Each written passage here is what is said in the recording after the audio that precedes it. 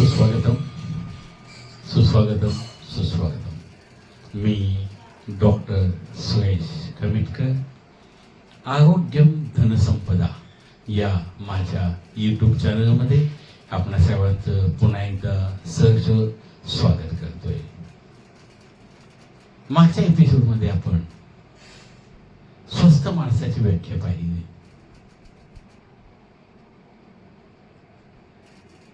आयुर्वेदामध्ये स्वास्थ्याला खूपच महत्त्व दिलं आहे. आयुर्वेद हा सुमारे 5,000 वर्षापूर्वीपासून अस्तित्वात आहे आणि हा आयुर्वेद वात, पित्त, कफ या 3 दोषावर आधारित रोग चिकित्सा सांगितलेली आहे. ॲलोपॅथी, जिला पाश्चात्य वैद्यक शास्त्र असेही म्हणतात, जिचा जन्म 19व्या शतकात झालेला आहे आणि या ॲलोपॅथीमध्ये वात, पित्त, कफ यांना महत्त्व न देता शरीरातील प्रत्येक अवयवाला महत्त्व दिलं जातं आणि एखादा व्याधी जेव्हा होतो तेव्हा एखादा अवयव बिघडण्याने होतो किंवा एखाद्या अवयवामध्ये जंतू संसर्ग झाल्याने व्याधी होतो असे ॲलोपॅथीमध्ये मानले जाते. आयुर्वेदामध्ये आपल्या निसर्गातील वनस्पती, जडीबुटी यापासून औषधे निर्माण केली जातात आणि ही औषधे पंचभौतिक असल्याने आपले शरीर देखील हे पंचभौतिक आहे. त्यामुळे कुठलेही दुष्परिणाम न होता आयुर्वेदिक औषधे अतिशय उपयुक्त अशी ठरतात. मानव जातीला आयुर्वेद अतिशय उपयुक्त असाच आहे. आयुर्वेदाला अथर्ववेदाचा उपांग असेही समजले जाते